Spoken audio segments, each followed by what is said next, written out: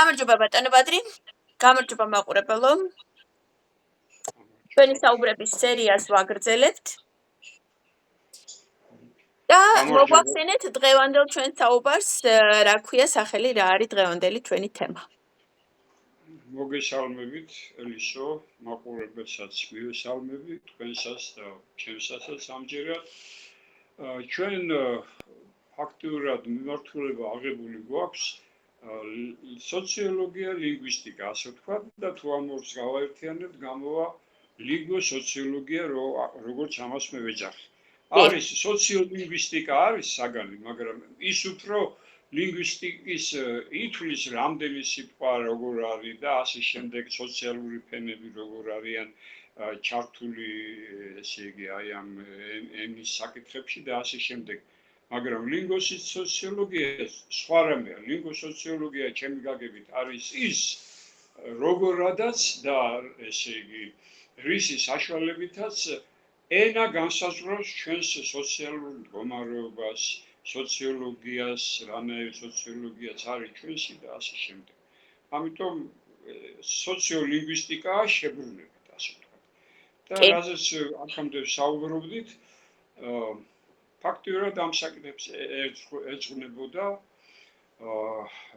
ბარბაკაძიდან დაწყებული, მე ვიტყოდი, იმიტომ რომ დღევანდელი გადასახედიდან საინტერესოა პირველადი თავისებურებები როგორი იყო სულ პირველად ენისა. რა თქმა უნდა, ასევე საინტერესოა დღევანდელი გადასახედებიდან ენის ის მდგომარეობები, რომელიც ენას ჰქონდა პალეოლითში, ნეოლითში და მეზოლითში, იმიტომ რომ დღეს ხშირად აპელირებენ იმაზე, რომ ჩვენ ვართ ნეოლითიდან აქ მაცხოვრებელი ერი და ჩვენი ენა უნდა იყოს ნეოლითური. ანუ ყველა უნდა ველაპარაკოთ იმ ენაზე. იმ დონეზე იმენა ხო. და რა თქმა უნდა, იმ სოციუმის ესე იგი თანახმად, რომელიც სოციუმით არსებობდა 20,000, 30,000 წლის წინ პალეოლით და უკეთეს შემთხვევაში ნეოლითის წინ. ანუ როდესაც ენდემური საზოგადოებები ვიყავით, ხომ?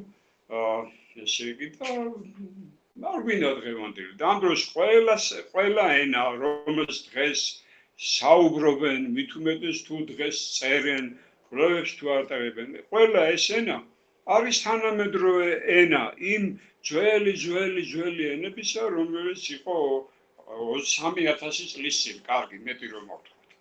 ხო და ამიტომ ყურადღებას ვაქცევთ ამ ძვლებსაც.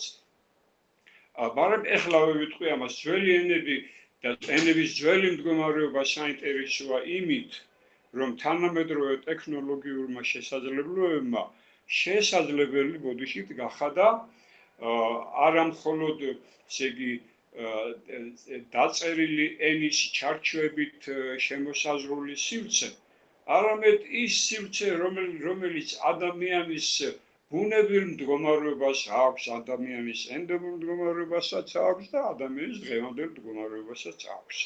ამიტომ ესე რომ ჩვენს დღევანდელ დღეში მოცემული გვაქვს ადამიანის ის სურვილები, ის გრძნობები, როგორი ტიპისაც ადამიანს ჰქონდა 3,000 წლის წინ და როგორი ტიპის გრძნობებიც გააჩნია დღეს. და მით უმეტეს განსხვავებით, ესე იგი, გუტენბერგის გალაქტიკიდან განსხვავებით, რომელშიც დაახლოებით 500 წელი ცხოვრობდით, ხომ?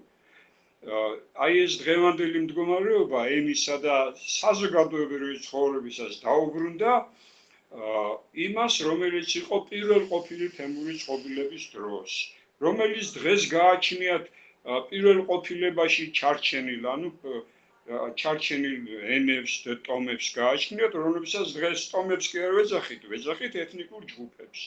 თუმცა ეთნიკური ჯგუფის ფორმულება, ჩამოყალიბება დღეს ხდება არა იმდაგვარად, როგორაც ხდებოდა ადრე. ხო? აი ამიტომ ესე იგი ენაზე მეტი ყურადღება მაქვს გამახვილებული ჩვენს საზოგადოებრივ ცხოვრებაში. და ხედავთ კიდეც რომ ენის გარეშე არაფერი არ ხდება ჩვენ ქვეყანაში. ყველაფერს გამოვსახავთ ენის საშუალებით. და ერის კეთილდღეობაც ენაზეა დამოკიდებული და ერის დაქცევაც ენაზეა დამოკიდებული და როგორც პროპაგანდისტულ ენამ დაგვაქცია და მოგვაქცია ისევ რუსეთის ქვეშ 2012-ში, ესეც ენაზე და მის ათვისებაზე და ტვინში შეშვებაზე აღმოჩნდა დამოკიდებული. ენა მარტო აზროვნებასთან კი არის დაკავშირებული. ალბათ ვაზროვნებით მაშინაც, როდესაც ბარბაქაძის მიხედვით 300,000 წლის წინ აღმოიშობოდა პირველი სიტყვა.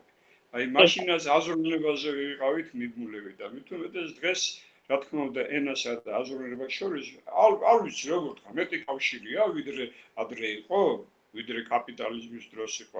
არა, რა თქმა უნდა, უბრალოდ თვითონ ენა გაფართოვდება, როგორც ენა ფართოვდება, ისე აზროვნება, ან როგორც აზროვნება ფართოვდება, იმას მიყვება ენა. დიახ, თან იცვლება, თან ფართოვდება, რა თქმა უნდა, ესე იგი, საწიერი, თვალსაწიერი თუ გონების საწიერი ენის საშუალებით მეტია. და ამავე დროს ენა არა მხოლოდ აზროვნების საშუალება, არა მხოლოდ სამყაროს შეცნობის საშუალება, არამედ იარაღია ვიღაცების ხელში. კრემლის ხელში. კაი ადამიანების ხელში და პროვოკატორების ხელში და ოკუპანტების ხელშიც კი. ოკუპანტების და მათი გოშიების ხელში. მათი გოშიები უფრო უკეთესად ხმარობენ ჩვენს ენას ვიდრე თვითონ ოკუპანტები. აი ესეა. რა ვქნათ? თქვენი პირველი კითხვა იყო, რას ეხება ჩვენ? ერთი ენას ეხება, მეორე ენასთან დაკავშირებულ იმისთან საკითხებს შევეხეთ ჩვენ, ესე იგი, როგორიც არის პალეო ენა, ვთქვათ, ხომ? იყო ესეთი ამბავიც. ამავე დროს შემდეგ დუმბაძესთან უზნაძეზე გავაკეთეთ მეტი აქცენტი, იმიტომ რომ უზნაძე შეისწავლიდა იმისთანა მოვლენებს ენასთან დაკავშირებით, როგორიც არის სახელდება, გვქონდა ამაზე საუბარი, რომ სახელდება აუცილებელია, ხომ? და რომ სახელდებას ყველა აკეთებს იმის და მიხედვით, თუ რომელ საგანს არქმევს სახელს, უბრალოდ ბიბლიაში ესე იყო. ღმერთმა რომ დაუძახ ადამიანს, აბა მოდი ახლა ჩემო ადამო, მე რომ თიხისგან შეგქმენი შენ ადამ ბერძნულად წითელ თიხას ნიშნავსო, ესე სადღაც წავეკითხე ებრაულად. და თუ წითელი თიხა ადამი, წითელი თიხა იმერეთში ძალიან ბევრია დღესაც, მე მგონი. ხო, და წითელი თიხის ზედა გაცვიათ დღეს წითელი თიხის ფერიც ზუსტად. ხო, ეს თქვა წითელი არ არის. ასე ჩანს ყოველ შემთხვევაში ეკრანზე. ეს პორტოხლის ფერიც კია ცოტათი. და არ ქვიო სახელებიო, აი ამ მე რომ გაჩვენებ ცხოველებსო და საგნებსაცო. მათი თვისებების და მიხედვით. და რა ხო ახლა ეს თვისებები ალბათ ადამიანმა უკვე იცოდა როგორ იყო და თვისებების მიერ დაარქვა ეს. ნუ შემდეგ დრო წავიდა და სახელდება ნუ გავიგეთ რომ აუცილებელია მართლა თუ საგან სახელს არ დავარქმევ ისე არავის არ გვეცოდინება რას წარმოადგენს და რაში ნარჩის აქვს. კი ბატონო, მაგრამ საქმე იმაშია რომ იმას მერე რაც სახელები დავარქვით საგნებს, ანუ სახელი აუცილებელი პირობა რაც შევასრულეთ სახელდება, ყველამ შევასრულეთ ჩვენ ენაზე ჯერ ერთი, შემდეგ ენებს შორის და ხალხებს შორის იყო კავშირი და საერთოდ ენა და ხალხი, ანუ ენა და ერი, ფაქტიურად ერთი და იგივეა. და ერებს ერთ ერად აერთიანებს ის ენები, ან ის დიალექტები, რომლებიც დიალექტის ფორმით არსებობენ და რომლებიც ერთ-ერთმანეთს ენათესავებიან. კიდევ უფრო მეტიც, ზოგი ენა სავსებით არ არის წარმოშობილი ენათა იმ ჯგუფიდან, რომელიც უმრავლესობაში არის. შეიძლება სხვა ენობრივი ჯგუფის წარმომადგენელი იყოს, მაგრამ საკუთარი თავი მიაჩნდეს ამ ერის და ამ ენის შიგნით წარმოედგინდეს თავს. ესეთები ქართველებსაც გვყავს და ისინი ჩვენი ძალიან ერთგულები არიან, ანუ ნამდვილი ქართველები არიან მიუხედავად იმისა, რომ იციან ძალიან დავასახელოთ ესენი. მათი ენა არის ჩრდილო-აღმოსავლურ ჩრდილო-კავკასიური. ჩრდილო-აღმოსავლურ კავკასიურია მათი ენა მაგალითად ქისტები? ბაცბები. ბაცბური ენა, წოვა და ეს თუშური და ესენი. მათ გამოკვლევა ჩაატარა ერთმა ჰოლანდიელმა ახალგაზრდა მეცნიერმა, რომლის სახელიც ახლა ვერ გავიხსენებ, მაგრამ ეს არის ინტერნეტში და სწორედ მან დაადგინა, რომ ესე იგი ეს თუშები, ხომ? შეიძლება მერე ვაქვს რაღაცა, მაგრამ აი ჩრდილო აღმოსავლეთ კახეთის ზევით რომ არის ის ხალხი, ხომ?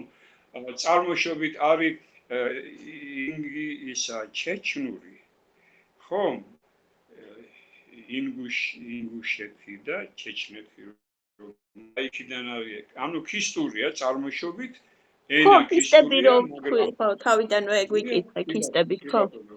მაგრამ თვითონ ერს თავი მიაჩნია ქართველი ერის ნაწილად და ჩვენ სიყვარულს იმსახურებენ, რა თქმა უნდა, ერთია ჩვენთან, ერთად ის ენა თუ ერი ხალხი და ამიტომ ერთია და თავიანთი შეხედულებები ნამდვილად იმსახურებენ ჩვენს სიყვარულს. თუ ერთგულები არიან ჩვენი, კარგად, მე მგონი. მეგრული და სვანური ქართულის აი პალეონტოლოგიური დროინდელი ეტაპია? იცით რა არის, როდესაც ჩემს თვალსაჩინოში მოხდა ის საინტერესო შეხედულებები, რომლებსაც გამოთქვამდნენ მეგრულ ენასთან დაკავშირებით, იგივე რა ერთი თუ არა რამდენიმე მეგრული ჯგუფი გამოთქვამდა შეხედულებებს მეგრულზეც, ლაზურზეც და სვანურზეც. ხო.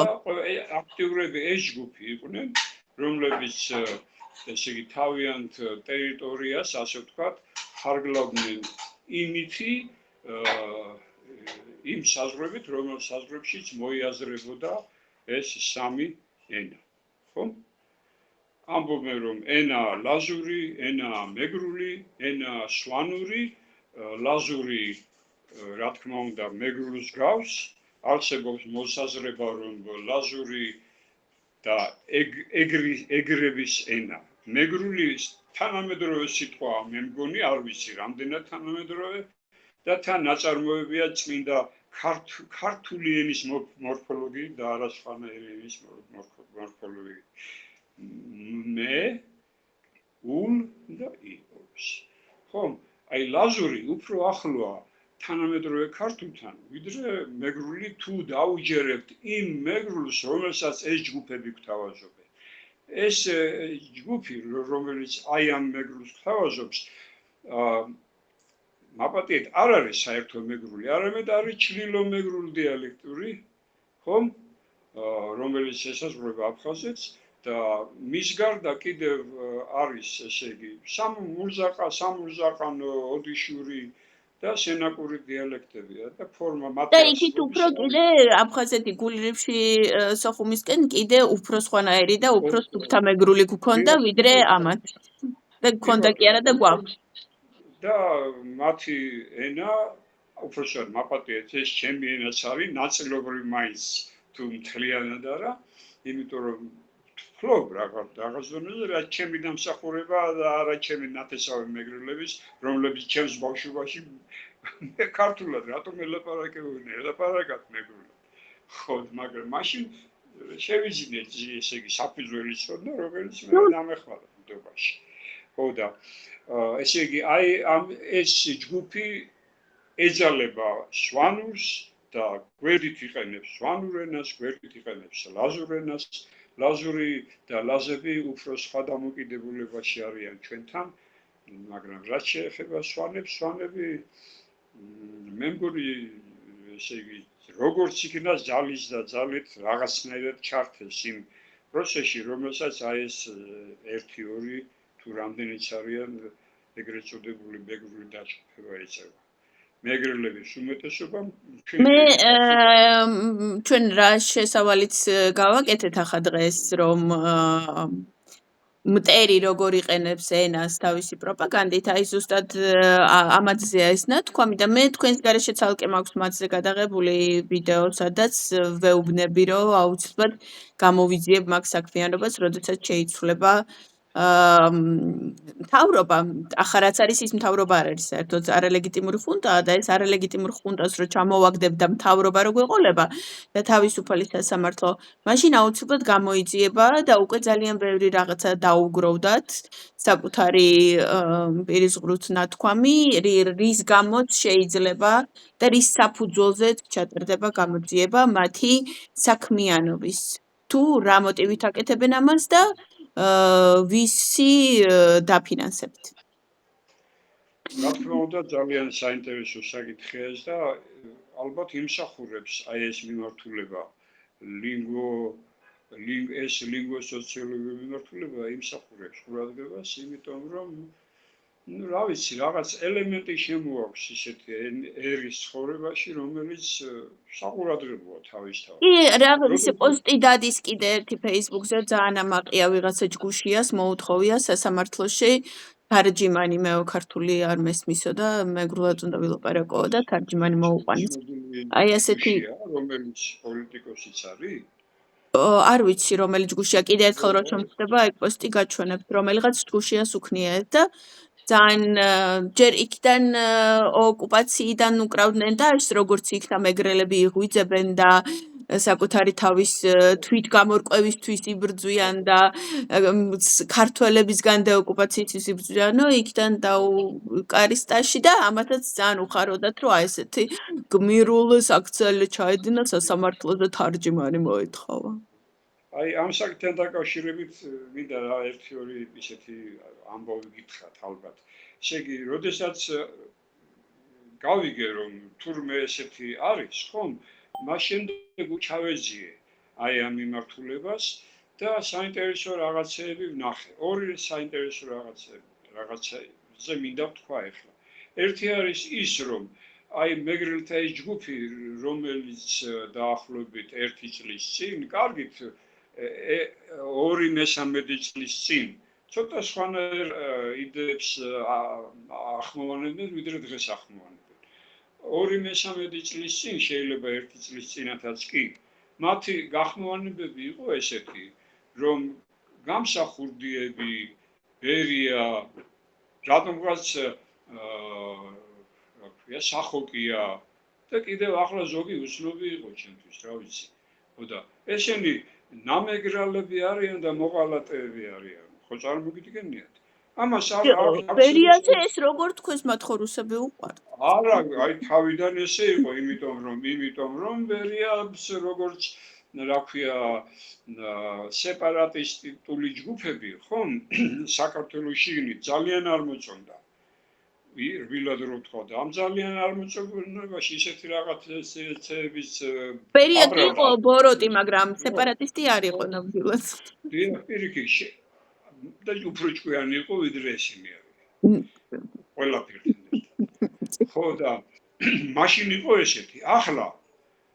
ახლა თუ შეიხედავ რა, არ ვიცი, შეიძლება გავიჭირდეს კიდეც, აი რას ვთქვი, იმის ძველ ინტერნეტში პოვნა. იმიტომ რომ დღეს სულ სხვანაირი პოზიციებია და საინტერესო არის კიდევ ის, რომ ეს პოზიცია შეიცვალა მას შემდეგ, რაც ცხინვალიდან რომ დუგინის მუქარა გვესმოდა ტანკების ფონზე, ხო? თვითონ დუგინის მეტყველება შეიცვალა და ძალიან გარბნდა, რომ ჩვენ გვიყვარს ქართველები, მაგრამ მეხუთე კოლონას უნდა ვებრძოლოთ ევროპაში, ანუ ლიბერალებს უნდა ვებრძოლოთ დემოკრატებს ევროპაში და საქართველოში ქართულ ლიბერალ დემოკრატებს უნდა ვებრძოლოთ. და უნდა გავშლით და გავანადგუროთ ესენი. ანუ მამა მარჩენალმა შეუცვალა message box-ი. რა თქმა უნდა, მამა მარჩენალმა თვითონაც შეიცვალა. ხო, და ხო, არც ისე ძალიან, იმიტომ რომ რამდენჯერაც საქართველოში რუსეთმა რაღაცა მოაწყო, ასეთი პოსტი იყო მგონი ამასინად. ყოველ შემთხვევაში ჩვენ გვიყვარს ქართველი ერი, მაგრამ არ უყვარდათ თამარა. ხო, იმიტომ არ უყვარდათ. გვიყვარს საჭმელად, ქართველი ერი გვიყვარს საჭმელად. კი ბატონო, არ უყვარდათ ჟორდანია, ხო? არ ზურდა უყვარდათ ზვიად გამსახურდია, არ უყვარდათ კოსტავა, არ უყვარდათ ტავჭავაძე, არ უყვართ სააკაშვილი. და დიახ და სწორედ გამსახურდიას რომ იხსენებდნენ მთელი 35 წელიწადი და მით უმეტეს ესე იგი ხელისუფლებაში რომ მოვიდა მგვარმაგი და მაშინ რომ იხსენებდნენ გამსახურდიას სახელს რა ზუსტად იმ ეპითეტებით დაიწყეს მოხსენიება სააკაშვილისა, როდესაც აღმოჩნდა რომ თურმე ის შეიძლება ხელისუფლებაში მოვიდეს.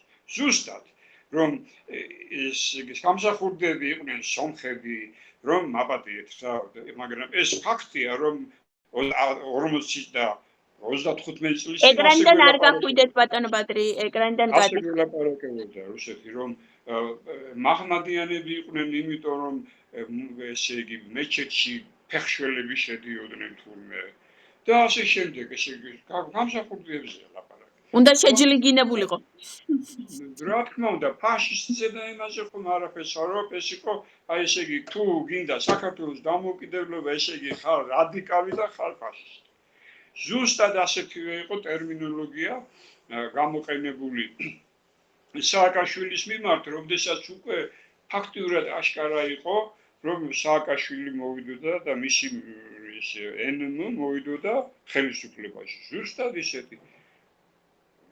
ესე იგი ისიც კი მახსოვს რომ ძალიან უცნაური იყო ჩემთვის რომ ნათესავი მირეკავს საბჭოთა კავშირის სულ სხვა ქალაქიდან და მეუბნება რომ აი ეს და იგივე ტერმინოლოგია როგორადაც გამსახურდიას იხსენიებდნენ როცა მოდიოდა. იგივე. ანუ იცოდნენ ვინც მოდიოდა და თავიდან მიუღებელი იყო მათთვის როგორც გამსახურდია, ისე სააკაშვილის. მიუღებელი, მithme მიუხედავად იმისა, რომ მათ შორის განსხვავება ძალიან დიდია. გნებავთ აღზაში, გნებავთ ეპოქაში, აქედან გამომდინარე ბევრ რაღაცაში, რა თქმა უნდა. ხო, მაგრამ ერთი და მეორე მიუღებელი იყო რუსეთისთვის, რომელსაც არც უკრაინის დამოუკიდებლობა არ მოწონდა 1921 წელს და არც საქართველოს დამოუკიდებლობა ჟორდანიას სახით არ მოწონდა იმ დროს. ეხლაც არ მოწონს, იმიტომ რომ როგორი ბოროტების იმპერიაც იყო, ისეთ ბოროტების იმპერია დარჩა. და აი ამ ვიღაცებს შიგნით საქართველოდან ვინც ვითომ ენებს გულშემატკივრობენ, ზუსტად იმისთვის იყენებს, რომ საქართველო დაშალოს და აკუწმაწოს და დაანაწევროს.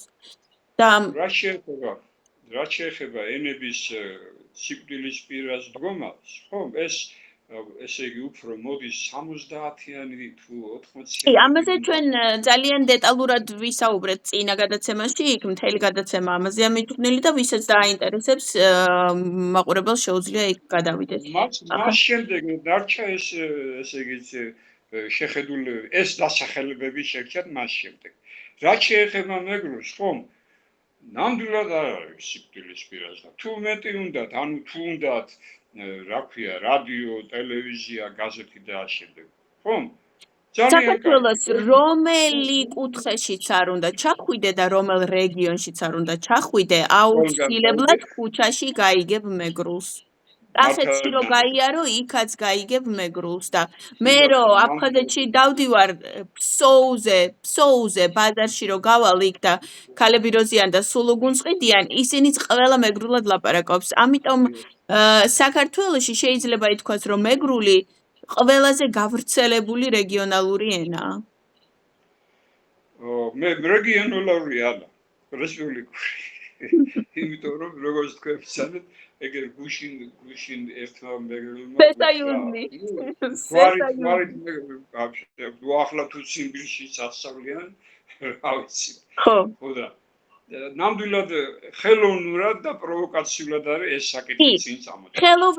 ხო, აი ხელოვნურად ჩაგრულების რაღაცა ჩაგრულების ჯგუფის შექმნა და ამ ჩაგრულებით მერე საკუთარი პოლიტიკის განხორციელება ეს კრემლის აბსოლუტურად ბევრად ნაცადი და ბევრად გავლილი და ბევრად ნანახი ჩვენს მიერ ნანახი მეთოდია.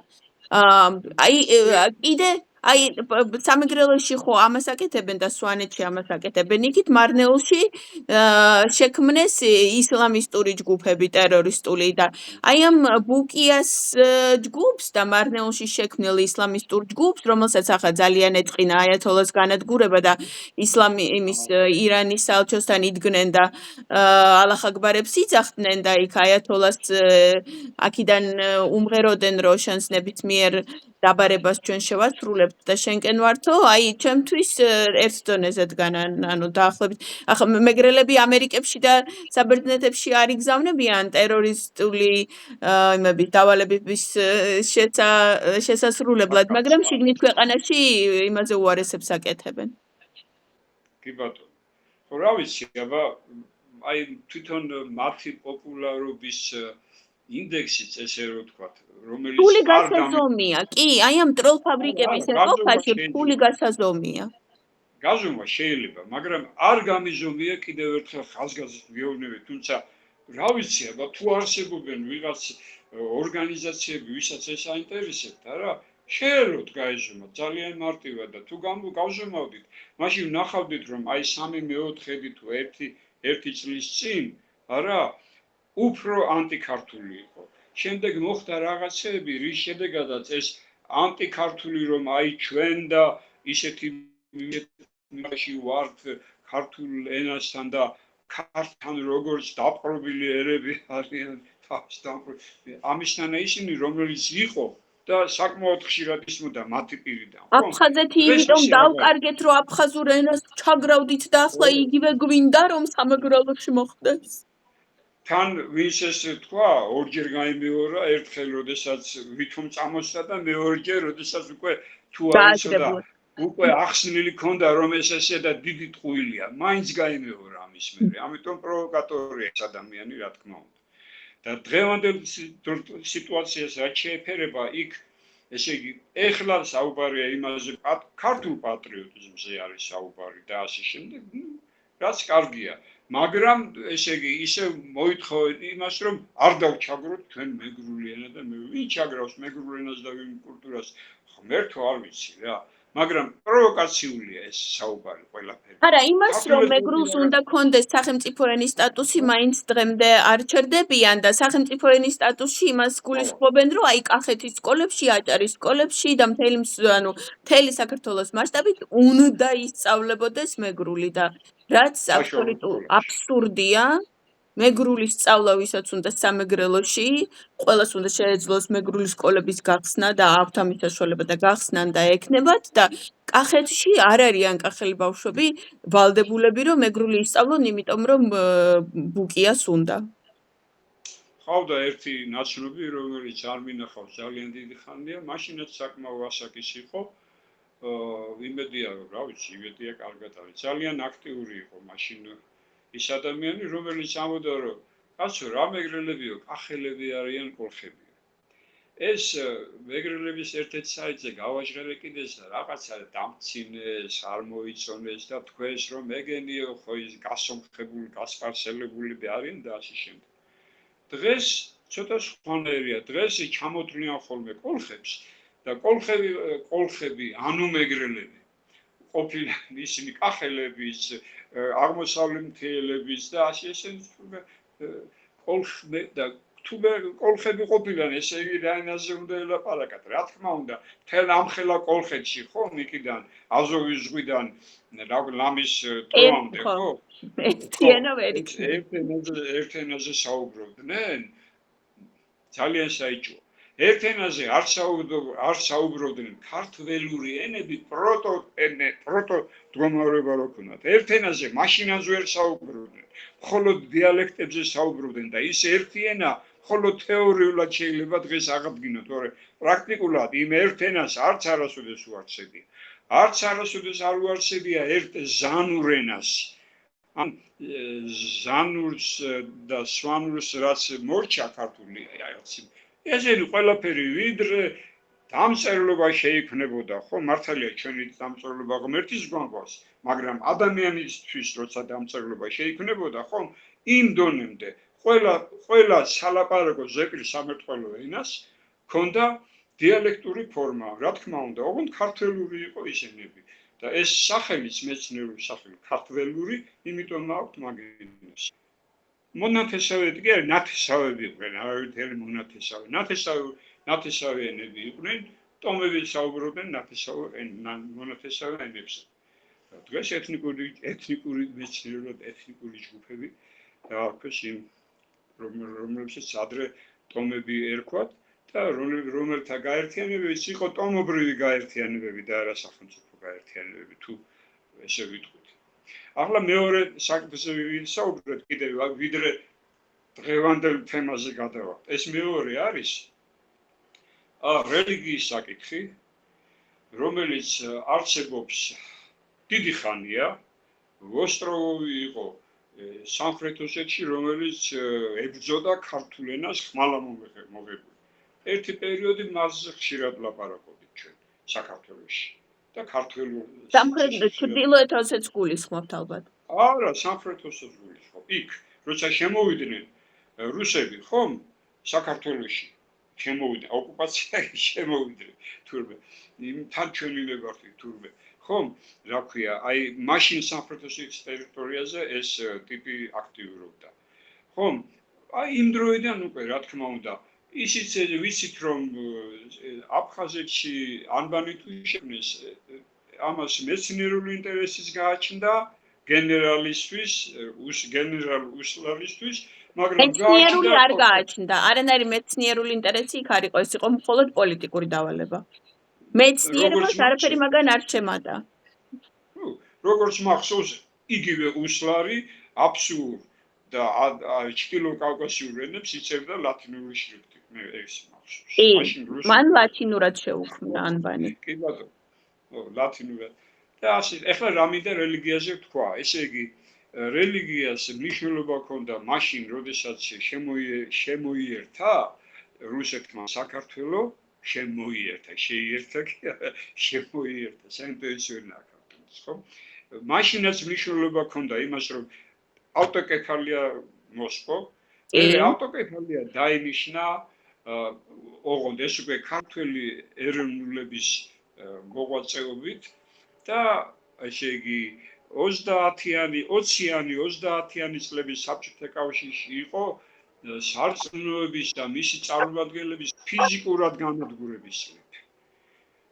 ეკლესიების გრევა, მღვდლების ხოცვა და ასე შემდეგ და მეორე მსოფლიო ომის, ანუ რუსეთის სამამულო ომის დროს გააცნობიერა სტალინმა, რომ რელიგია საჭიროა და დააბრუნა მართლმადიდებელი მღვდლები, ალბათ მაჰმადიანი მოვლების დააბრუნა და ასე შემდეგ, მაგრამ ეს ახალი საბჭოთა რელიგიის მსახურები, ხომ, იყვნენ საბჭოური მსახურები, როგორც საბჭოები იყო საბჭო, რაიკომები და აღმასკომები იყო, ეს ერთ-ერთი ესეთი სამინისტრო იყო და თუ არ შეასრულებდა მის მოვალეობას, იმას კაი არაფერი არ ეწეოდა, ესეც ვიცი. პატივსცემენ და აქედან კალისტრატეს, ხომ? ასევე პატივსცემენ და ბოლომდე პატივსცემდნენ და დღესაც პატივსცემენ ილია მეორეს, რომლებმაც რა თქმა უნდა რაღაცა როლი შეასრულეს, მაგრამ რაღაცა როლი მჟავანაძემ შეასრულა, რომელიც ხრუშჩოვს ეხვეწებოდა, არ გადაგვასახლო ჩვენ ციმბირშიო. ასე რაღაცა დადებითი როლი შეასრულა, მიუხედავად ყველაფრისა. რა დადებითი როლი შეასრულა ილიამ, რა გააკეთა კონკრეტულად? ილიამ ესე იგი რა, ის რომ საბჭოთა ტიპის ეკლესიები განავრცოდა აკაშენ. რა იყო ამაში დადებითი? საბჭოთა ტიპის ეკლესიების გავრცელებაში დადებითი რა იყო? ნუ რა ვიცი, აბა მართალი ბრძანდა. კი ბატონო, ესეა. ხო, რა ვიცი, ამბობენ რომ ახალი წასული ადამიანი, მაგრამ არ ამგონია რომ აი ამ საყოველთაო გამოტირების გარდა კიდევ რამე ეკუთვნოდა. არა, ეს ჩვეულებრივ საყოველთაო ისტერიკა იყო და სტალინის დამარხვაცაც იგივენაირი საყოველთაო ისტერიკა დაემართა ხალხს. ხო, ილიას ქონდა ერთი ის მახსენდება, როდესაც ესე იგი უკვე ხარისხიანი სოციოლოგი დაიწყე მუშაობა ასპირანტურის შემდეგ, ხო, მაშინ მესამე კატეგორიის ინსტიტუტში მოხვდი სოციოლოგიის განყოფილება იმ ინსტიტუტისა, კვლევითი ინსტიტუტი იყო და ესე იგი სტუმრები ჩამოვიდნენ მოსკოვიდან. ეს სპორტული ინსტიტუტი იყო და სპორტის საკითხებს სწავლობდით. ძალიან საინტერესო იყო სხვათა შორის, ჩემთვისაც პირადადაც და ჩამოვიდნენ ესე იგი მაღალი თანამდებობის დამკავებლების მეუღლეები, ორი მეუღლე ჩამოვიდა თუ რაღაცა და დირექტორმა, ინსტიტუტის დირექტორმა თქვა, რომ ესენი ეკლესიაში წარიყვანებოდა. და ახლა როდესაც ისე ხო ვეუბნებოდით, რომ აი ეს არის ილია და ახლა ტიტულსაც ვეუბნებოდი, რა თქმა უნდა, რომ ეს არის ესე იგი რომელია უნეტარესი განსაკუთრებით, ხო და უნეტარესი ტიტულია? ო, ტიტულია, როგორც არა, ესე იგი ხო არის ესე წყინვალება თუ ის ხო და ესე უბწყინვალესი და უნეტარესი. ეს ორი ვიდრე ჩამოთვლიო სადაც არის, ხო, ავისა ეპარქია სადაც ეკუთვნის. აქამდე მანამდე არის უნეტარესი ტიტულია, რომელიც ძალიან ბევრს არ აქვს. არ ვიცი, კირილეს არ აქვს მე მგონი. ძალიან საპატიო ტიტულია და მით უმეტეს საოცრად კარგი სიტყვა. ეს ტიტული ვინ მიანიჭა? თუ ანუ თვითონ მოიფიქრა ეს სიტყვა და თვითონ გვასწავლა ასე გამიძახეთო. მოიფიქრებინა ალბათ ბევრმა შემხედვა რომ იფიქრა რომ სწორედ ეს შეეფერებოდა მის სახეს, წყნარ სახეს, მის მიმლიან მოპყრობას. თავისი დანერგილია ეს, ანუ ერთადერთი რასაც აკეთებდა მთელი თავისი კარიერა საკუთარი პიროვნების კულტს აშენებდა და ეს დასახელებაც თავის მოფიქრებულია. შეიძლება იმის გამოც რომ როცა გახდა საქართველოს კათოლიკოს პატრიარქი, მაშინაც მე მგონი ეს იყო ხო 50 წლის წინ. მაშინ ილია მეორეს ჰქონდა რავი სამუშაო. მისი წინამორბედი იყო უნეტარესი? არა. არა მგონია. ნუ ახლა და ეს ანუ ამიტომ ეს ილიას შექმნილია ეს სიტყვა და ილიას დანერგილია. მისი ესე საერთაშორისო სტატუსი რომ ამაღლებულიყო, შეიძლება მითომ მიუმატეს უნეტარესი.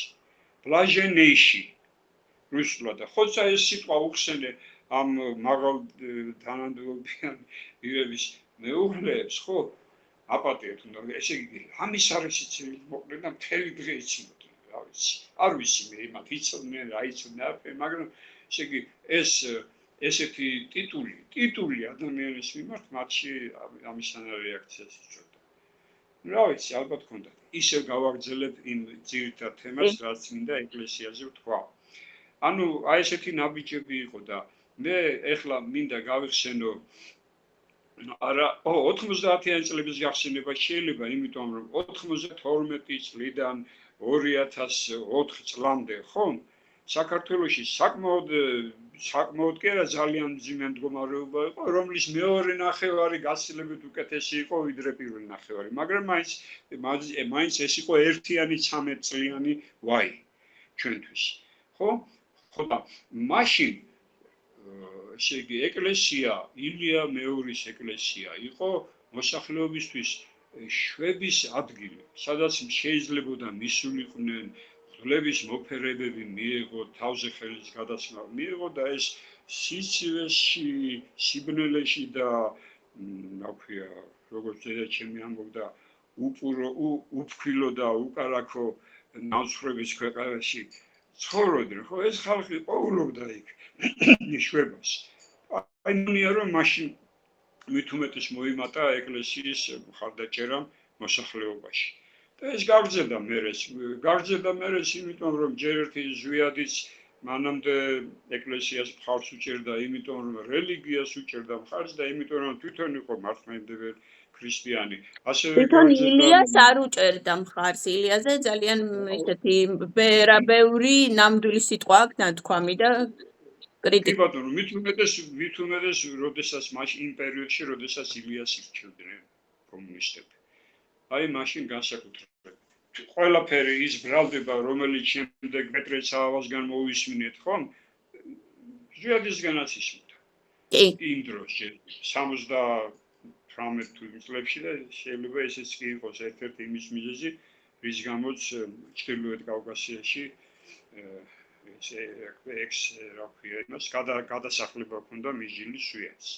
ახლა ორ სიტყვას ვიტყვევთ ახლა ფოთში რო ვიყავი სენაკში შევიარე იქ ჩემ ნათესავებთან და იქ დამხვდა პეტრეცაავას სამეზობლოა თურმე ის ჩემი ნათესავები და ჩემი ერთ-ერთი ნათესავი მისი კლასელია და პეტრეცაავაზეც მომიყვა ბავშვობიდან მის ბიოგრაფია ეს ისე უცებ არა ყველანაირი შეიძლება და საფუძა სკოლა და ადამიანის სკოლა და რას ხო აი ეს იყო 90 წლები მე აქედან გამომდინარე გასაგებია რომ ესე იგი ზვიადის მიხეილის ბატონი მიხეილის და შევარნაძის ჯერ კიდე 70-იან წლებში რა თქმა უნდა უჭერდა თავის საბჭოთა რელიგიის ინსტიტუტს მხარს და შემდეგაც უჭერდა დღეს ბოლომდე უჭერდა მხარს რა თქმა უნდა მით უმეტეს ქრისტიანად მოინათლა ილია მეორის მიერ გიორგი დაირქვა ედვარდმა ილია მეორის დახმარებით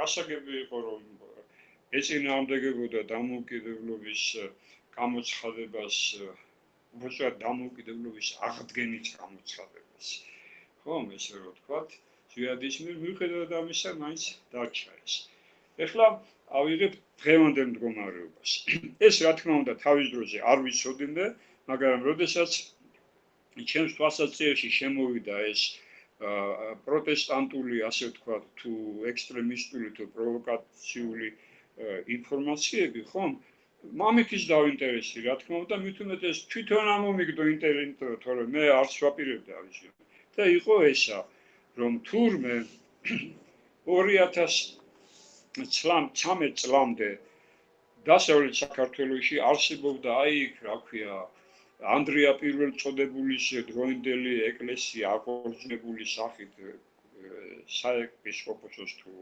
კათოლიკოსის სახით და მაშინ მას ერქვა ივერიის ეკლესია და ამ ივერიის ეკლესიას მოსკოვიდან დანიშნული ყავდა ადამიანი რომელიც 2000 ესე იგი როცა პირველად შევეხე ხო მაგალითად ნუ რაც ისე 2-3 წლის წინ კარგი ასე ვთქვათ ეს ადამიანი ჩიოდა რომ თბილისის პატრიარქმა არცნო დასავლეთ საქართველოს ივერიის ეკლესია მე ესენი ოდნავ ნახსენები მაქვს ზუსტად იმ ვიდეოში სადაც ლაპარაკობ რომ გამოსაძიებელი იქნება არა იმაზე წინ მაქვს სადაც ანუ მხილებული მაქვს მათი კავშირები დუგინთან აი იქ მაქვს ესენი ნახსენები და მათი საიტებიც მაქვს იქ ნაჩვენები ეხლა წარმატებულია ეს ადამიანი ამაზეც ეხლა ვიტყვი მაგრამ ესე იგი ივერიის როგორც ივერიის წინამძღვარი ხომ დასავლეთ საქართველოს ივერიის წინამძღვარი ხომ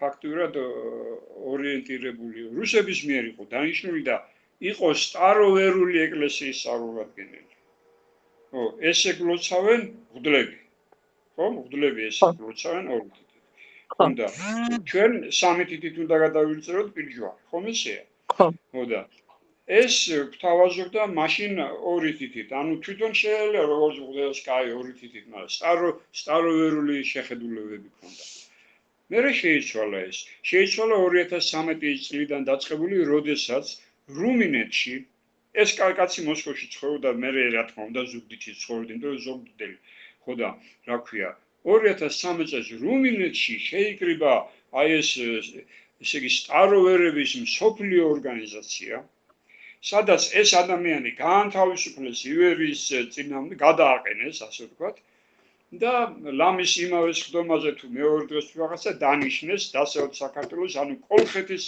ეკლესიის მეთაურად ხო და ესე იგი მაშინაც და სხვათა შორის ეს იმავე ესე იგი რუმინეთის იმავე შეხვედრაზე მონაწილეობდნენ უყურეთ ესე იგი ამას თავი გამოვიდა დიდი ბრიტანეთის სტაროვერების ორგანიზაცია საერთოდ ავსტრიული რეალური სტაროვერები ძალიან დიდ იმაში არიან კრემლის და კირილეს მხრიდან დევნაში. ამიტომ თუ ოდნავ მაინც სტაროვერები ის ვითომ ანუ ის ხალხი ვინც სტაროვერებს ეძახის თავის თავს და დღევანდელი პოლიტიკის მიმართ პრორუსია, ესენი ნაღდი სტაროვერები არ არიან, ესენი არიან ფალსიფიცირებული კრემლის მიერ დანიშნული სტაროვერები. ესე იგი სტაროვერებმა რომ შეაწუხეს ახალი რუსეთის იმპერატორები ხომ ადგნენ და სტაროვერები გადაასახლეს სიბირში. მე და როდესაც ქოთებმა საქართველოდან 200 წლის წინანდელი საქართველოში ჩამოსახლებული სტაროვერები ქოთებმა აი ამ წლების ბოლო 3-4 წლის მანძილზე გააგდეს საქართველოდან. გააგდეს, საინტერესოა. ხო, ახლა რატომ ისიც ეთყობა სტაროვერების ორნაირი მოხმარება. კი, ანუ არიან რეალური სტაროვერები და არიან კრემლის მიერ დანიშნული ფალსიფიცირებული სტაროვერები. თან მსოფლიოს დონეზე, რა თქმა უნდა. კი. და მაგ ფალსიფიცირებული სტაროვერებიდან ერთ-ერთი მე დამიკავშირდა რუმინეთიდან Facebook-ზე და მეგობრებთან ვითომ ჩემი არხი მოეწონა და რაღაცა კომპლიმენტები მელაპარაკა და ვითომ ძალიან უყვარს მიშა და 1.5 საათი მელაპარაკა და მეორე დღეს კიდე რაღაცა მომწერა და ოდნავ მკვახედრო ვუპასუხე იმის მერე დაკარგულია და ახლა როდესაც ასე უცებ იკარგება, უცებ გამოჩენილი ადამიანი ყოველთვის იმის ნიშანია და რომ მოგზავნილი იყო. დროებითი დავალება ქონდა. კი. ხო და ესე იგი აირჩიეს ამათ, ხომ? და მაშინაც თანდათან ისეთი არ ქონდა, მაგრამ თვითონ სამეგრელოშიც კავშირი ქონდა, რა იცით, როგორც ეთქვა მისი ოჯახური კავშირები რამდენიმე ადამიანი.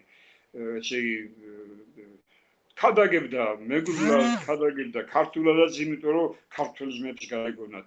და ბოლოს მივიდა აი დიდი ხნის წინ არა, მივიდა დასკვნამდე რომ საქართველოში ორი დომინანტი ერი არსებობს. ქართველები არა. ეს ორი დომინანტი ერი არის, ესე იგი დიალექტი ქართლი, ხო?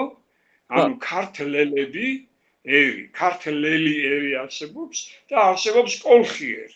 კოლხიერი, რომელიც თურმე სვანები კი არ არიან, არამედ მეგრელები არიან და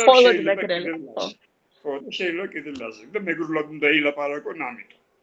ხო, აი ესე იგი ეს ქონდა და გაჩერდა იმაზე რომ აბრალიან მე რომ არტი ქართველი არა ვარო, მე ორ დომინანტ ერს ვაღიარებ საქართველოშიო. ქართლელებსო, რომლებიც მოიცავენ ყველა დანარჩენს, ქართულად მოლაპარაკეს და დასავლეთ საქართველოს როგორც კოლხეთს ეს მეორე კოლხიერი. გაყო, ერი გაყო. ელემენტარული. ეს საინტერესოა. ნო, რა თქმა უნდა. და ამას გარდა გონი არ ვიცი რამდენი რაღაცა 9 წელიწადში დავუშვათ იმაზე გადავეწყდი კმაყოფილებას რომ მე ძმებო და დანო და ძმანო ჩემნო ვიყავი თბილისში ქონდა კარგი შეხვედრა კარგი საუბარი და წარმოიდგინეთ რა კარგი რამე მოხდა ჩვენს თბილისში გამოგვიყვეს ტერიტორია ასე რომ ჩემო მეგრელებო ეხლა უნდა იცოდეთ რომ თბილისში თურმე ტერიტორია ქონიათ აი ამ ეკლესიას საკუთარი რა ტერიტორია არის? რა მისამართი? არ ვიცი არ ვთქვამს შეიძლება თქვა და მე წესრიგად არ დავაკვირდი მაგრამ ესე იგი ეხლა შეგვიძლია ჩავიდეთ თბილისშიო და ჩვენს იმაზე ვიყოთ იქ ვიპარპაშოთ საოცარ ამის მე რა თქმა უნდა უფრო გაზლიერდა ესე იგი ქართველების მიმართ ოღონდ მისთვის აი ამ საეკლესიო მოღვაწისთვის რომელიც სტაროვერობას აღარ აწვება ხომ მისთვის ორი დომინანტი ერი ყოფილა საქართველოში რომელიც უნდა გაიყოს ამას დავუკავშირებთ იმას რომ ენის გავრცელების ფარგლებს გარდა ტერიტორიასაც საზღვრავი ანუ ქართველებად და აფხაზებად რო გაგვიყვეს თავის დროზე ეს არის კმარა სახა ქართველებად და მეგრელებად უყოფენ ივერიელებად და კოლხებად კოლხებად ხო კოლხებად ავიცი კოლხეთი საკმაოდ ზოგჯერ ცოტა ვიჭრო მაგრამ ზოგჯერ საკმაოდ ფართო ტერიტორიის მომცველი რომელზეც თავი მესხები ცხოვრობდნენ, რომლებიც მეგრულად არ ლაპარაკობდნენ, მე მგონი, ესე ეხლა კი ამბობ, რომ მესხების მეგრელები იყვნენ. ჩვენთან კახელებთან ერთად. ხოდა ესეთი საინტერესო მდგომარეობაა, მაგრამ გაოგნებული დარჩი, რომ თურმე მეგრელს ხომ შეუძლია აწი თბილისში ჩამოვიდეს და იქ მისი ტერიტორია ეგულებოდეს. ხო საოცარ. კი. აი ეს საოცარ. ამას ყველაფერს კავშირი აქვს, რაც ვილაპარაკე მნიშვნელობასთან, რა თქმა უნდა. სახელს შენ კი დაარქმევ ადამო. ხომ? მაგრამ მე შენ რომ შთამომავლობა ყავდა, როდესაც ადამიანი ერქვა, ქვია ქართულად, ხომ? ისინი როგორ გაიგებენ ამ სახელდებას, რომელიც შენ მიანიჭე. ხომ? და რომელსაც ადამიანი ანიჭებს რაღაცებს ახალს, მაგრამ სხვა ადამიანები, როდესაც მრავალფერობა, მაშინ რას გულისხმობენ ამაში? და როგორ გულისხმობენ? ამაზე იყო აი ეს კვლევა, რომელიც ჩაატარა დიმიტრი უზნაძემ. ჯერ სახელდებაზე აქვს ესეთი კვლევა ჩატარებული და მერე მნიშვნელობის გაგების შესახებ. როგორ ხდება მნიშვნელობის აღქმა, გაგება ადამიანის. აღქმა ყოველთვის არის დამოკიდებული ან შენს მენტალურ მდგომარეობაზე და ზოგადად შენს მსოფლმხედველობაზე, ან პოლიტიკურ სოციალურ მოტივებზე. კი ბატონო, სხვანაირად არის, რა თქმა უნდა. და ამათ დაემატა ახლა ეთნიკურიო, მაგრამ ეთნიკური არა, ეს არის პოლიტიკური, ეს ისე პოლიტიკურია, კრემლისტური. ეთნიკური არა ეს. კრემლის ინტერესი. ხო, ჯერ ერთი ეთნოსი ესმით და ეთნოლოგია ესმით პოსტ საბჭოთა სივრცეში ისე როგორც ეს რომლის მოსკოვის ინსტიტუტმა დააწესა, ხომ? და არა ისე როგორც მაგალითად ამერიკაში ესმით ეთნოსი. ეთნოსი ამერიკაში ესმით გარკვეული შეზღუდული ტერიტორიაზე მაცხოვრებელი, საკმაოდ დროის განმავლობაში მაცხოვრებელი ხალხი, ადამიანები, რომლებსაც საერთო ინტერესები უყალიბდებათ. არ არის ტონი. და მაგრამ აქ როდესაც ლაპარაკობ, რომ 3000 წლის წინანდელ პალეო მდგომარეობაში რომ ვიყავით ჩვენ და მაშინ რომ თურმე ამათ იციან რომელი ნაწილს საუბრობდნენ, ხო და ის არის საჭირო რა თქმა უნდა პოლიტიკური არის პოლიტიკური ეთნიზაცია არის. განსხვავებით აფხაზური სეპარატიზმისაგან, ეს არის ეთნიკური სეპარაცია ერისა. ხო და არანაირად ნაკლებად არ არის ესეთი მიმართულება. დამთავრდება ნელ-ნელა ალბათ. დამთავრდება ყველაფერი, ეს დამთავრდება როგორც მარნეულის ტერორისტები, ისევე ესენი დამთავრდებიან ქოთებთან ერთად და დამთავრდებიან რუსეთთან ერთად და რუსეთზე შეიძლება ადრეც და მათ მამამარჩენალმა უკვე თქვა კიდევაც, რომ ირანით მერე შემდეგები ჩვენ ვართო და უნდა მოვემზადოთ და ამას რო ამბობდა მამამარჩენალი, ბუკია აუცილებლად ამას გაიგებდა. კი ბატონო. ეხლა კიდევ მაშინ რამე თქვა, ესეც არ ვიცი, მე მგონი ამაზე. თუ თქვი ადრე ამაზე თქვენთან მაშინ არავიშავს თუ ძალიან მოკლედ გავიმეორებ, ეს არის ის პერიოდი, როდესაც აღწერა მზადდებოდა თბილისში. მაშინ აი ბუკიასი და ბუკიების მოწოდება იყო. მოწოდება იყო, რომ მაშინ მეგრელო შენთან რო შემოვა ეს ხომ? თუ ჩამონათვალში არ იქნება დასახელებული მეგრელი ვარ, მაშინ აიძულეთ ეს რა ქვია, ჩამწერი, რომ აღნიშნოს, რომ თქვენ მეგრელობა გინდათ. და ეს მოწოდება იყო. ხო და მაგრამ ეთყობა რომ მოსინჯეს და ვერ ნახეთ სოციალური საფუძველი ამისა. მერე დაწერეს ეხო. ეს დაიწერა რაზეა ლაპარაკი? 200-იც რომ იყოსო, ამის გამკეთებელიო, კაი იქნებოდა, მაგრამ 200-იც რომ არ ვართო. ესე 3000 ნახევართ 4 მაშინ 4 მილიონს ხო? მაშინ ესე ადრე აფხაზეთში, როდესაც საბჭოთა კავშირმა პასპორტიზაცია დაიწყო, პირიქით იყო, გავალდებულებდნენ თვითონ სახელმწიფო პასპორტს არ მოგცემდა, სანამ შენ არ აირჩევდი აფხაზი ხარ თუ ქართველი და ამათ ახლა პირიქით მოუნდათ ქვემოთ, ვითომ ხალხისგან წამოვიდა ეს ზურვი. ნუ რბილ დროში ვცხოვრობ და იმიტომ. ხო. რბილ დროში. რბილ დროში. კი. ეს ესეთი საინტერესო რაღაცებია. და თუ გნებავთ ახლა მნიშვნელობაზე თქვათ მაშინ, ხო? კი, თქვათ ისე რომ აი და 53 წუთია ახლა რაც 14 უკვე, ნუ საათი და მაქსიმუმ 10 წუთში რომ ჩავეტიოთ. კი ბატონო. ხო, ესე ამდენი რომ ვილაპარაკეთ და ზოგი გავიხსენეთ და რა 1-2 ახალიც ჩავუთეთ, ხომ შეიძლება მოგეჩვენოს რომ მნიშვნელობა რაშუაში იყო რომ ესე დავაანონსეთ ეს დიალოგი როგორც მნიშვნელობის შესახებ და ნამდვილად ბატონო, იმიტომ რომ ხომ არსებობს მრავალფეროვნება ჩვენთან. ხომ არსებობს დადებული სახელის მრავალგვარი ინტერპრეტაცია, ხო? და აი ეს არის სწორედ როგორ აღვიქვამთ ჩვენ იმ სახელს, რომელიც დაერქვა და მნიშვნელობას როგორ ვიგებთ ჩვენ.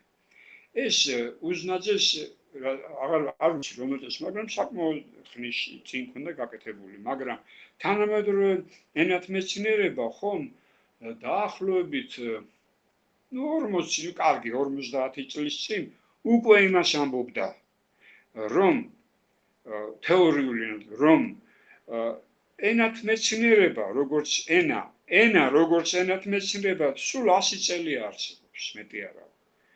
ენის შესახებ შეიძლება ანტიკურ ხანაში ბევრი ლაპარაკობდა ძალიან, მაგრამ ენათმეცნიერება ხომ 100 წლის წინ წარმოიშვაო, ხო და აი 100 წლის მერე ენა დამთავრდა. ესეც ეს. ენა აღარ არსებობს ჩვენ. საერთოდ აღარ არსებობს ენაო, იმიტომ რომ აღრევები შევიდა ენაში, იმიტომ რომ ნიშნულობები, რომლებიც დადგენილი იყო გუტენბერგის ჩარჩოს მიერ, ის ნიშნულობები დაიკარგა. დეკონსტრუქცია მოხდა ყველაფრის და ეხლა ახალი კონსტრუქცია უნდა გაკეთდეს ამისიო და ჯერ არ კეთდება ახალი კონსტრუქცია. დაიკარგა ავტორი, სულ არ აქვს ავტორი, თავისი ტექსტის ავტორი აღარ არის. ტექსტის ნებისმიერი ავტორის მიერ დაწერილი ტექსტის ავტორი არის მკითხველი.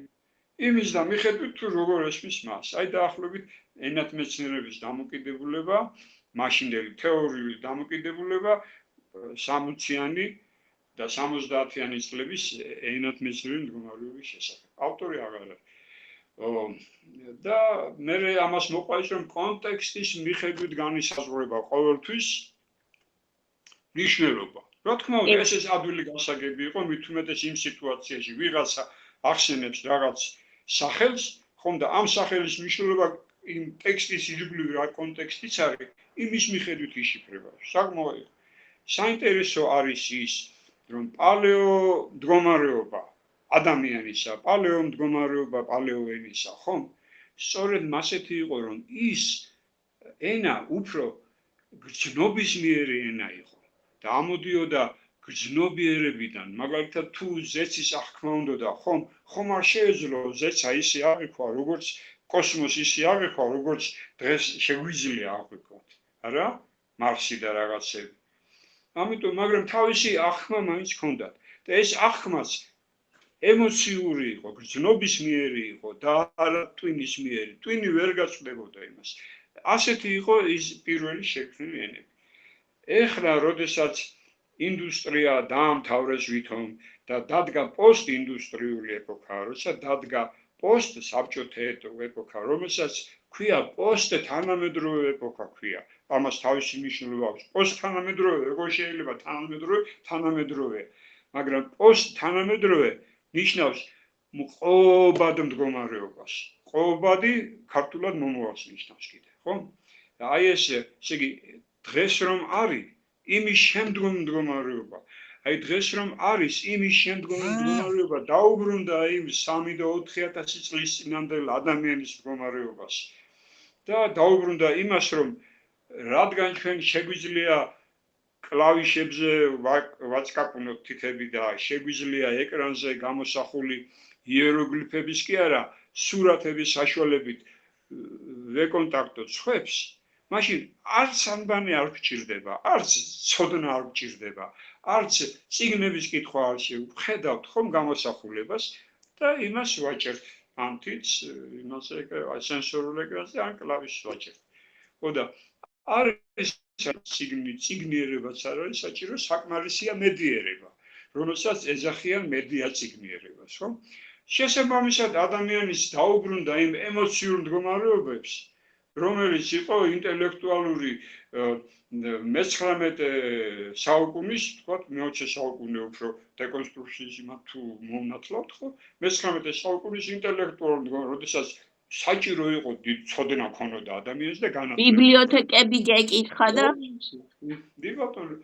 ხო და ახლა კიდე აი იული გზა მონახეს ამათმა არც ენის ნორმების დაცვა არ არის საჭირო, იმიტომ რომ ისვლება ბატონო. და შეუძლია რომ პრეზიდენტად წოდებულს მაგალითად შეუძლია თქვას რომ ბრძოლობსო და ყველას ესმის რაც ლაპარაკობს ბრძოლობს რაც სწორად ის საინტერესო იყო, აღარ მახსოვს რა სიტყვა იყო. სწორად ვერ წაიკითხა. ანდა იმ გორის მერობი და რომელი წავიდა მგონი. იმანაცაც საკუთარი სპორტის დასახელება ვერ წაიკითხა დაწერილი. რა თქმა უნდა, როცა კომპიუტერი არსებობს, საურთიერთობო ძალიან იოლი საშუალება. ხო და ასე თუ ამას გავითვალისწინებთ, მაშინ გამოდის რომ როდესაც მოსულ სიტყვებს მნიშვნელობებს ანიჭებენ, ხომ? უზნაძის მიხედვით ეს მნიშვნელობითი აღქმა იმ სახელისა არის ემოციური. გრძნობისმიერია პირველი აღქმა.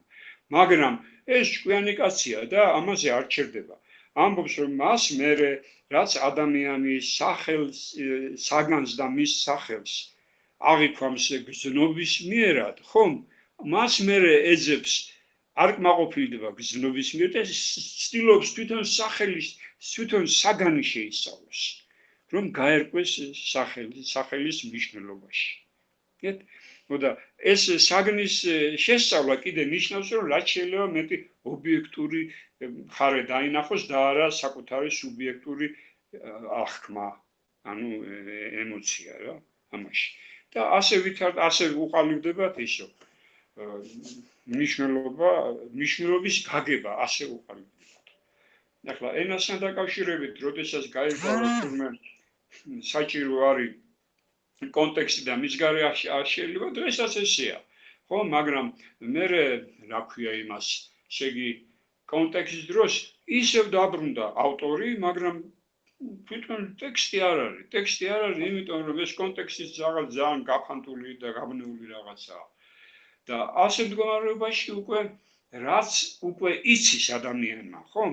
იმის მიხედვით აძლევს მნიშვნელობას. სახელს და შესაბამისად საგანს. საგანსაც სწავლობს, მაგრამ ყველა შეგი მოლეკულური ფიზიკოსის დონეზე, როგორც ბალფაკაცია მაგალითად, ხო შეისწავლის ამ მდგომარეობას, არა საგნის ამ მდგომარეობას. სწავლობს იმ დონეზე, რა განათლებას და რის ცოდნას მას აქვს. და ცოდნა აქვს იმისი, რაც თავში ჩაუჭედეს. და თავში, რა თქმა უნდა, მშობელი უჭედავს, რომელსაც ბიბლიოთეკა ან აქვს, ან არა აქვს სახში. მეზობელი უჭედავს, რომელსაც ის ცოდნა არ აქვს. ურთიერთობების საშუალებით უჩნდება მნიშვნელობის აღქმა, ხომ? და ახლა თუ გაჭირვებულ კაცთან მიდის ვიღაცა ცოლის ნათესავი და შენ ხდები, რა ქვია იმას, ხო? აი სტაროვერი, ხო? სტაროვერი და იმ სტაროვერობის გზით მიდიხარ, იმიტომ რომ რაღაცა შეიძლება მან ხელი გამოგრა. დღეს უკვე დიდი მამა ხარ, ხო? გასაგებია შენ რა მნიშვნელობას, როგორი მნიშვნელობებით გაიგებ რაღაც სახელებს და სიტყვებს, როგორიც არის ისა ანდრია პირველ წოდებული, პირველად თურმე სტაროვერები ბიბლიას კითხულობენ, როგორც ანუ ქრისტიანობის საფუძვლები საიდან მოაქვთ? სტაროვერები ერთი ცოცხალ ადამიანთან მეც მქონდა რაღაცა პატარა შეხება, რომელიც არ ამბობდა რომ გინდა თუ არა ესვარო, მაგრამ პატივისცემა ჰქონდა იმათ მიმართ, ვინც პეტრემდე ქრისტიანი იყო. რუსი პრავოსლავნიკი ვინც იყო. ეს სტაროვერები იყვნენ. მე მგონი უფრო თავისუფალი ხალხი უნდა ყოფილიყვნენ ეს სტაროვერები, ვიდრე შემდგომი პეტრე შემდგომი მეფეები არიან, მანამდე რანაირი ქრისტიანები იყვნენ, მით უფრო საკითხავია, ხო? იმიტომ რომ ქრისტიანი გაქრისტიანდა ეგრეთ წოდებული კიევის რუსეთი და არა რუსეთი. და როდესაც მოსკოვის რუსეთი არსებობდა, მაშინ მუსულმანობა რუსეთში მიღებული ჰქონდათ ვოლგაზე. ქრისტიანობის კიევში უბრალოდ კორსუნჩი მიღებამდე 20 წლით ადრე. მოდა ახლა რა ვქნათ და მოკლედ აი ეს სტარავერიც მას ესე იგი ადამიანის ეს რა თქონდაც აქვს იმის მიხედვით აი ხა წავიდა რუსეთში არ იყო ბაგაჟი ამიტომ შეითვისა ეს რუსული რომ იმან შეიძლება კარგი ცხოვრება მოიტანოს და ეხლა მოდის ჩვენთან და გვასწავლის როგორ უნდა გვიყვარდეს რუსეთი პეტრე ბაგრატიონსაც ეს ქონდა ქართული კახელების მიმართ კახელებო თქვენ 1804 წელია კახელებო თქვენ თუ ჭკვიანად არ მოიქცევითო აჯანყება იყო კახეთში 8004-ში ხო მაშინ მე ჩამოვალ და გასწავლე თუ როგორ არის საჭირო რუსეთის ის პატრიოტიზმი ერთ-ერთი იმათ ბაგრატიონ გრუზინსკის პოსტი შემხვდა Facebook-ზე და თვითონ რაღაცა დაწერა და კიდე მეორე ბაგრატიონ გრუზინსკი მოთაგა იქ და დავუწერე რომ ამ ბაგრატიონ გრუზინსკებს არასდროს არ დაგიდგათ მეთქი ის დრო რომ ეს იმპერიის მლიქვნელი ნაწილი გრუზინსკი მოიშოროთ მეთქი და შენო უზრდელი ხარ ეს გრუზინსკი ბაგრატიონის ხსენება თან მეფის გვარის ბაგრატიონის მეხსენება არ შეიძლებოდა მეფის გვარის და ამიტომ გრუზინსკები დაარქვეს თვითონ რუსებმა. ხო და ხო არ დადგება ის დრო არასდროს რომ გრუზინსკის მოიშორებენ ამ ნაწილს და არ უნდათ რომ ისე ნორმალური ბაგრატიონები გახდნენ? ბევრი არიან ბაგრატიონები და გრუზინსკი ნიშნავს ის რომ მათი წინაპარი რომელიც მეფე იყო და არა თავად არა მუხრანელი ან რაღაცა რა ვიცი ის მუხრანელია მგონი რუსებს რო გიორგი ყავთ მოკლედ რა ვიცი აბა ესეთი აი ასე ბატონო კი სამი ნაწილი ქონდა ახლა ჩვენ გადაცემას სამივე ანუ ერთი და იგივე თემას სამი მხრიდან შემოუვარეთ იმასაც შევეხეთ იმასაც და მსმენელი გამოიტანს თავის დასკვნებს და ბევრად უფრო კრიტიკულად შეხედავს მე ან ამაზე ყველაფერზე იმიტომ ლაპარაკობთ რომ მე ჩვენ რომ მოგვისვეს ადამიანი მე უკვე ბუკიას ან ვინმეს ბუკიასნაირს ან კიდე რაღაცნაირს რომ მოსმენს ყველას კრიტიკულად შეხედოს და კრიტიკულად იაზროვნოს სიტყვის უკან რა მოტივი აქვს იმ ადამიანს და რა მოტივი ამოძრავებს რომ სიტყვა ან ამ ნიშნულობით თქვას ან იმ ნიშნულობით ყველა შემთხვევაში ერი საქართველოში არის ერთი ქართველი არც აფხაზი არც მეგრელი არც სვანი ერი არ არის ერი ქართველია და ყველანი ვართ ამ ერის ნაწილები ეს არის რაც ჩვენ გვქმნის ის ფუნდამენტი და ის საფუძველი რაც ჩვენ გვქმნის და აი ამ ქმნილების დანგრევა ვითაც უნდა ის ჯერჯერობით ყოველ შემთხვევაში ერის და სახელმწიფოს მტერია და ამ საუკუნეებში და უახლოეს საუკუნეებში რაც ეიქნება. აი უზრუნველესთან დაკავშირებით კიდევ ერთს გავიმეორებ და ხაზს გავუსვამ რომ ესე იგი მნიშვნელობის გაგებაში ინტერპრეტაცია სხვა არის და გაგება სხვა არის. ინტერპრეტაცია ვისაც როგორ შეიძლება ისეთ ინტერპრეტაციას ჩამოიტანს სახელიდან, ხო? ან საგნიდანაც, მაგრამ აი გაგება სხვა არის და გაგებაში მნიშვნელობა აქვს არა პირველად ემოციურ რეაქციას, არამედ აი ამ ემოციურ რეაქციას რო დაედება მე საგნის შესწავლა, საგნის გააზრება, საგნში ჩაწოდომა, ხო? აი ის იძლევა გაგებას. ეს არის მის და თვითონ შემდეგ აქვს ესე იგი რანაირი ტიპები როგორ რეაგირებენ საგანს რო დაინახავენ. სხვადასხვანაირი ფსიქოლოგიური ტიპები. სოციუმში კიდევ უფრო საინტერესოა ის, იმიტომ რომ ერთ ადამიანს და ინდივიდის ფსიქოლოგიას არ შეეხება ეს ინდივიდის ფსიქოლოგია, მაგრამ სოციალური ფსიქოლოგია როცა ის სოციოლოგიაში გადადის, ხო? ეს უკვე ერებზე და ასე შემდეგ საზოგადოებებზეა დამოკიდებული აი ეს რაც ითქმება იქ რა. მოусმინოთ უზნაძეს, საკმაოდ დავიწყებული ყავს და უსამართლოდ დავიწყებული ყავს მისი განწყობის თეორიაც. რა თქმა უნდა. კი ბატონო. კარგი ბატონო ბადრი, დიდი მადლობა და მომავალ შეხვედრამდე. მადლობა თქვენ. კიდე გვექნება ბევრი სასაუბრო. კი ბატონო. ნახო.